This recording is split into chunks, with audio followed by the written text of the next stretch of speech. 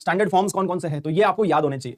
ठीक है, तो स्टैंडर्ड फॉर्म्स है, एक तो ये वाला है ln of 1 plus x upon x. इसको आप याद ऐसे करना, याद इस फॉर्मेट में करो। देखो ln ऑफ 1 प्लस डब्बा, इसको हम बोलते हैं डब्बा मेथड, राइट? याद है कि नहीं? डब्बा मेथड है ये। तो यहाँ पे ऐसे करो, देखो दिस, ये वाली जो लिमिट होती है ये हमेशा 1 होती है, लेकिन ये 1 तभी होगा जब लिमिट डब्बा विल बी टेंडिंग टू 0।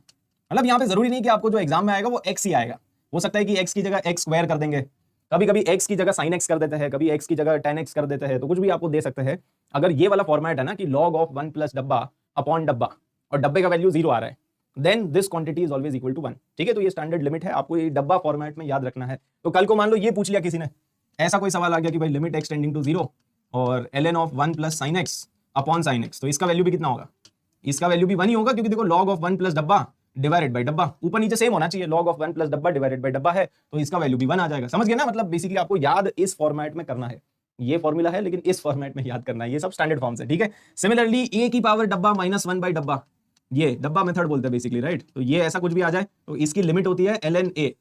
क्या लिमिट होती है? ln a होती है, अगेन डब्बा मस्ट बी टेंडिंग टू 0, जो डब्बा है उसका वैल्यू 0। जैसे यहाँ पे x टेंडिंग टू 0 था ना, तो यहाँ पे डब्बे के अंदर क्या sin x, अगर x का वैल्यू 0 है तो क्या sin x का वैल्यू भी तो 0 ही होगा ना, वो 0 आना चाहिए। अगर मैं sin x को हटा के cos x कर दूं, तो अगर मैंने sin x को हटा दिया और मैंने cos x कर दिया, अब बताओ आंसर, अब क्या इसका आंसर 1 आएगा?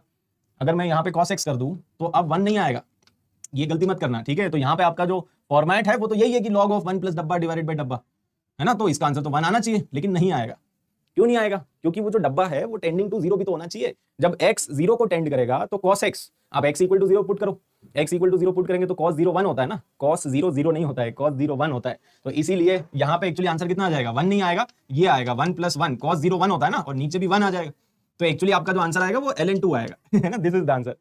अगर 1 plus cos x upon cos x है तो ln 2 आपका आंसर है, क्योंकि डब्बा इज नॉट टेंडिंग टू 0। तो आपको वो भी ध्यान रखना होता है, डब्बा अगर 0 को टेंड करेगा तभी आंसर 1 आएगा। यहाँ पे भी डब्बा अगर 0 को टेंड करेगा तभी ln a आएगा, अदरवाइज कुछ और आएगा। ठीक है, यहाँ पे e की पावर डब्बा माइनस 1 बाय डब्बा, ये इसी का एक स्पेशल फॉर्म है। e की पावर डब्बा माइनस 1 बाय डब्बा, इसका वैल्यू 1 होता है। मतलब a की जगह e आ गया ना, तो यहाँ पे आ जाएगा ln e, और ln e का वैल्यू कितना होता है? 1।